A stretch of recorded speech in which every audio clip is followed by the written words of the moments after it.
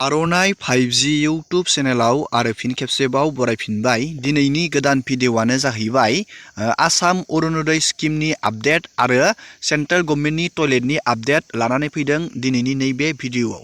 बे आपडेटफोरानो जाहैबाय जाय बिथांमोना आसाम अरुणोदय स्किम 2.0 आव एप्लाइ बानायदों नोंथांमोना गावबा गावनि लिस्ट बा डाटाखौ बोरै चेक बानायनो आङो दिनैनि नैबे भिडिअ'नि गेजेरजों देखायगोन आरो जाय बिथांमोना सेन्ट्रेल गभर्नमेन्टनि टयलेटआव एप्लाइ बानायदों नोंथांमोना गावबा गावनि स्टेटासखौ बोरै चेक बानायनो आरो नोंथांनि बे स्टेटासआव माबायदि डाटाया देखायब्ला नोंथाङा टयलेट लुनो थाखाय नोंथाङा गभर्नमेन्टनिफ्राय रांखौ मोननो हागोन आङो दिनैनि नैबे भिडिअ'नि गेजेरजों A to Z डिटेल्सआव नोंथांमोननो फोरमायनानै देखायगोन।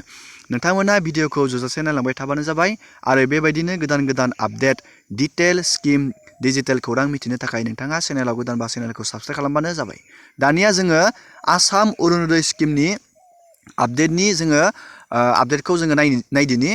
बे आसाम अरुणोदय स्किमाव जाय बिथांमोना गोदानै एप्लाइ बानायदों 2.0 आव नोंथांमोना गावबा गावनि डाटाखौ चेक बानायनो बोरै बेनो जाहैबाय गभर्नमेन्टआ दा बे आसाम अरुणोदय 2.0 नि लिस्टखौ बहननानै होआखै, गोदान डाटाखौ बहननानै होआखै, नाथाय नोंथाङा मोनसे सिस्टेमजों थाङोब्ला नोंथाङा बे डाटाखौ नायनो हायो, चेक बानायनो हायो, नोंनि नाम लिस्ट नोंनि गासैबो डाटाखौ चेक बानायनो हायो। जोङो बे डाटाखौ गिबियावनो नायग्रोदिनि नोंथाङा बोरै गावबा गावनि नामा दंना गैया, नोंथाङा फैसाखौ मोननो हागोन ना हाया, जोङो बेनि लिस्टखौ बोरै नायनो जोङो बेनि प्रसेसखौ नायग्रोदिनि। नोंथाङा बेखौ नायनो थाखाय गिबियावनो गुगोलाव थांनांगोन आरो सार्च खालामनांगोन PFMS। नोंथाङा PFMS खौ सार्च खालामनांगोन। आङो बेनि लिंकखौ भिडिअनि डिसक्रिपसनाव होनांगोन। नोंथाङा बे लिंकआव थुबाथाय डाइरेक्ट पेजाव थांनानै नायनो हागोन। दानिया जोङो बेयाव थुबाय। नोंथाङा नैबे मोनसे प्रसेसनि जोहैल' नोंथाङा गावबा गावनि लिस्टखौ नायनानै लानो हागोन। गभर्नमेन्टआ बे अरुणोदय लिस्टनि नामफोरखौ बहननानै होआखै। नोंथाङा बेनि नैबे वेबसाइटनि प्रसेससो नोंथाङा नैबे पर्टेलनि प्रसेससो नोंथाङा नोंथांनि अरुणोदयनि लिस्टखौ नोंथाङा नायनानै चेक बानायनो हागोन। नोंथाङा बेखौ बोखोनांगोन। बोखोनानै नोंथाङा नैबे नाउ इउआर पेमेन्ट्स बेयाव थुनांगोन। जोङो दानिया बेयाव थुनानै होबाय।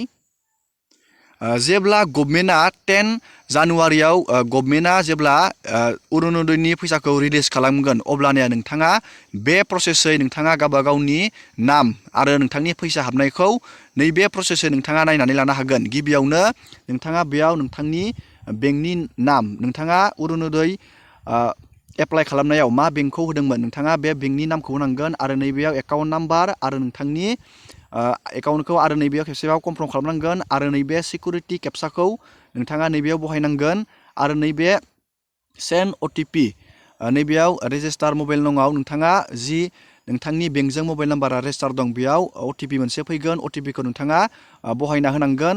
अब्लानिया नोंथाङा बेयाव नोंथांनि अरुणोदयनि गासैबो फैसा हाबनाय लिस्ट नोंथांनि डाटा नोंथाङा बेयाव नायनानै लानो हागोन। नैबे मोनसे प्रसेसजों थाङोब्ला आङो बेनि प्रसेसखौ देखायखांबाय, नाथाय गोदान भिउवार्सफोरनि थाखाय आङो बेखौ खेबसे देखायबावबाय। जाय बिथांमोना गोदानै आसाम अरुणोदय स्किमाव एप्लाइ बानायदों नोंथांमोना बेबायदि प्रसेसै बे मोनसेल' प्रसेसै नोंथाङा गावबा गावनि नाम बा नोंथांनि डाटाखौ नायनानै लानो हागोन। नोंथाङा एकाउन्ट नाम्बार होनानै नोंथाङा बेबायदि प्रसेसै नायनानै लानो हागोन। दानिया जोङो बेखौ मिथिबाय। दानिया नायगोन जोङो सेन्ट्रेल गभर्नमेन्टनि टयलेटनि स्टेटासखौ जोङो बोरै चेक बानायनो जोङो बेखौ नायदिनि। सेन्ट्रेल गभर्नमेन्टनि टयलेटनि स्टेटासखौ नायनो थाखाय नोंथाङा गुगोलाव फिन आरो नोंथाङा थांफिननानै सार्च खालामनांगोन। स्वच्छ भारत, नोंथाङा बे स्वच्छ भारत मिशनखौ सार्च खालामना होनांगोन। दानिया आङो बेखौ सार्च खालामना होबाय। नोंथाङा बेबायदि सार्च खालामबानो जाबाय गुगोलाव। दानिया बेबायदि मोनसे पेज गेवगोन। नोंथाङा बे पेजखौ बोखोनांगोन। बोखोनानै नोंथाङा नैबेयाव थुनांगोन एप्लिकेसन फर्म फर IHSL बेयाव थुनानै होनांगोन। बेयाव जोङो थुबाय। बेयाव थुनानै नोंथाङा नैबेयाव नोंथाङा रेजिस्टार खालामनाय मबाइल नाम्बारखौ नैबेयाव बहायनांगोन। नोंथाङा जेब्ला टयलेट एप्लाइ खालामदोंमोन बे टयलेट एप्लाइ खालामनायाव जि मबाइल नाम्बारखौ होदोंमोन नोंथाङा बेयाव मबाइल नाम्बारखौ होनानै नैबेयाव गेट OTP थुबानो जाबाय। बे OTPआव मोनसे बे मबाइल नाम्बाराव मोनसे OTP फैगोन आरो बे OTPखौ नोंथाङा नैबेयाव इन्टार खालामनांगोन आरो नैबे क'डखौ नोंथाङा नैबे गाहायाव बहायनानै नैबेयाव साइन इन खालामना होबानो नोंथाङा बेयाव टयलेटनि मेन पेजाव नोंथाङा हाबनानै नायनो हागोन। जों दानिया बे प्रसेसखौ बानायनोसै। दानिया आङो बेयाव गासैबो डाटाखौ बहायबाय। दानिया नैबे साइन इनआव थुनानै होनांगोन। जोङो दानिया बेयाव थुनानै होबाय साइन इनआव।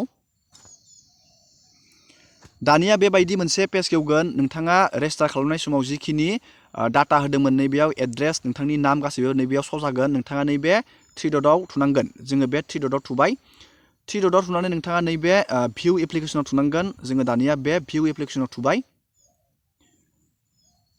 नैबेयाव आङो गोबां मानसिफोरनि बेयाव एप्लाइ बानायदों टयलेटखौ नोंथांमोना बेबायदि नायनानै लाबानो जाबाय गावबा गावनि एप्लाइ बानायनाय नोंथांनि बेयाव एप्लिकेसन नाम्बारा नैबेयाव थागोन आरो नोंथांनि एप्लिकेसन रिसिप्ट नोंथांनि डेटआ नैबेयाव थागोन आरो नैबेयाव स्टेटासा एप्लिकेसना रिसिप्ट जाना दं बेयाव आरो नोंथाङा नैबे ट्रेक स्टेटासाव थांनानै नोंथाङा नैबे ट्रेक स्टेटासाव थुबाथाय नोंथाङा नायनानै लानो हागोन गावबा गावनि स्टेटासखौ दानिया जोङो नैबे ट्रेक स्टेटासाव थुनोसै नोंथाङा बेबायदि थुबानो जाबाय